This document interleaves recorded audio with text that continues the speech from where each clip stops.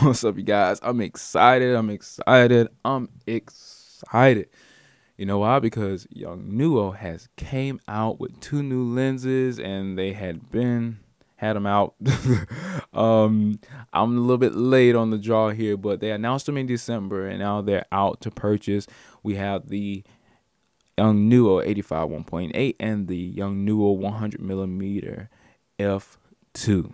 Let's get right into it, guys. Now, the 100mm is going to be really, really good. I already know that f2 because they keep making lenses, and they're not going to keep making lenses at a bad quality. They're going to improve their quality and try to find a way to stay in the business, try to stay relevant. And this is what I love about Youngnuo. They're pushing like Sony. They're pushing in this world of smartphone photography, smartphone, Instagram, this, that, Twitter, whatever. In this time of photos, they're pushing photography equipment where people are not purchasing photography equipment as much as they're purchasing smartphone equipment for photography.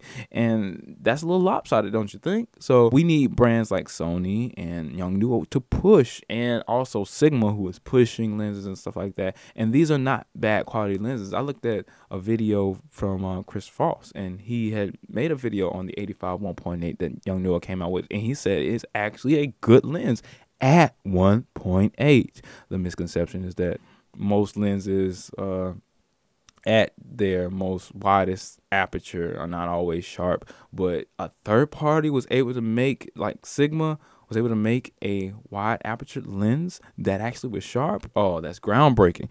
And with that being said, Canon doesn't have a lot of 85mm that are new and relevant, that are cheap and within a $300 price range. So let's go with Youngnuo, guys.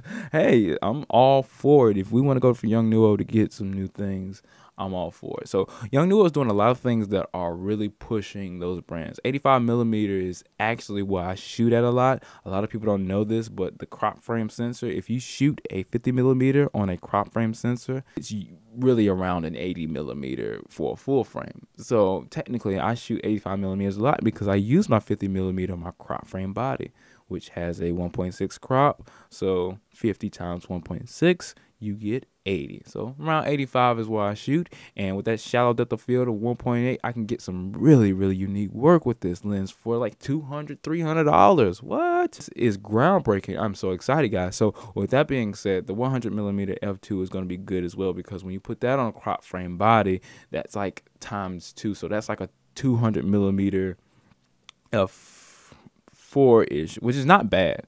It's not bad because crop frame sensors, they don't gather that much light, so the widest aperture that you can feed it, the better. So I already know that I'm gonna love the 85mm 1.8 from Youngnuo. But think about this: Youngnuo has the power now to bridge the gap that a lot of brands don't have. They don't have too many prime lenses for the smaller bodies now.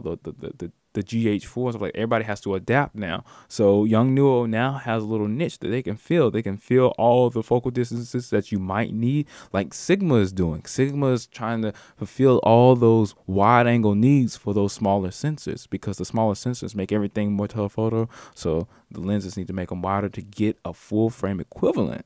So with that being said, the smaller cameras now have an outlet in a third party, again, much like Sigma, but now Youngnuo, and at a cheaper cost too. Cheaper cost than even Sigma, but they're competing with Sigma, Tamron, Sony, Canon, and Nikon for like a third of the half of the price. Gracious, that's so exciting. So with that being said, they're also pushing brands. They're pushing brands to actually innovate and do more, because Nikon and Canon and Sony, Sony is pushing. Don't worry about Sony, but Nikon and Canon, they're old, and they're kind of stuck in their ways, so they're not innovating as much in this new smartphone type of world, because they're hardware companies and not software companies like the new cell phone photography companies are.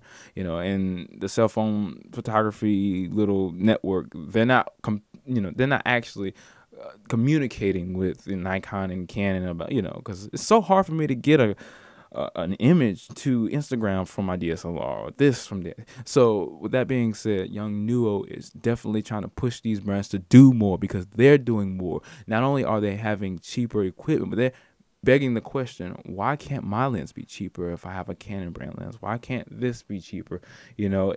I'm not saying you have to chimp out on all the quality. It might be a little bit more expensive, but for an 85 millimeter 1.8 at $200, I'm pretty sure Canon could have brought down the price. Not 10 years later, then it's now Yongnuo prices. No. It's pretty much some things that they do that they just make you pay for because they're Canon or they're Nikon and they have the name. But all that being said, a lot of people think Yongnuo, oh, it's a cheesy brand, third party. It's going to break the first time I use it. That may be true. Your lens might break, or you might have some issues out of the packaging in a lot of cases with their flashes and stuff like that. For half the price of a Canon lens, if you get a good Yongnuo lens and take care of it, I don't see why it can't work for you. It's worked for Christopher Foss. Christopher Foss actually did a review on the 85 millimeter 1.8, and I advise everybody to go see that. But my thing is that if it's a lens that works and I take good care of it, it should be comparable, to the life cycle of a Canon lens. Why? Because Canon has clunkers of lenses.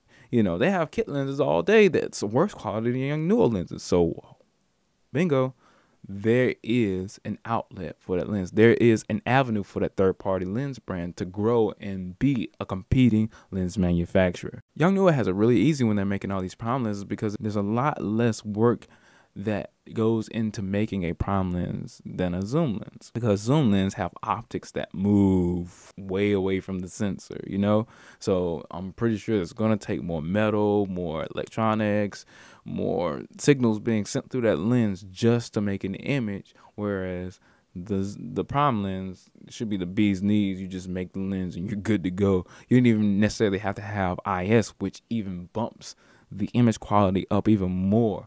So the fact that you don't have to have IS on these lenses, Yongnuo is just eating it up. What's the next prime lenses they're gonna make? 200 millimeter, or 135 millimeter, f1.8 or f4.14. They're probably gonna start getting into more 1.4s now, even maybe 1.2s. Canon, Nikon, y'all better look out because Yongnuo is coming for you. If they make a If they make a 1.2 lens that's decent and is about $500, which I'm kind of gauging it will be, yeah, Nikon and Canon, y'all gonna have something to look out for, because Yongnuo is coming for you. Now, Sigma is in a class of its own per se, and the reason I say that is because Sigma is like Yongnuo. But in my opinion, Sigma kind of has this immunity because they're making wider lenses, and they're trying to capitalize on the crop frame bodies a little bit more than Yongnuo is, where Yongnuo is just trying to make a nice lens line up for themselves.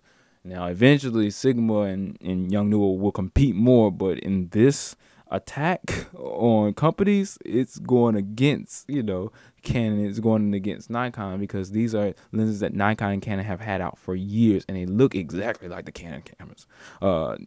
They look exactly like the Canon lenses. They do. They really do, guys. Like, it's scary. Like everybody would think that I would have a Canon lens if I just took the, just put some black tape over the Yongnuo logo. But with that being said, don't think that Yongnuo is just, oh, it's cheesy, it's just third party, because Canon did the same thing. How are you supposed to grow if you don't garner attention? A lot of people are like, oh, he's just attention seeking and it's not going to be good. No, well, Canon did the same thing with Leica, because Leica and Zeiss were the companies to be, and then Canon was like, well, hey, if you're making this expensive camera, we could just put these cheaper, mechanisms in here, cheaper pieces, cheaper circuits, and make a camera that's essentially the same for cheap. Canon was essentially the cheap man's camera.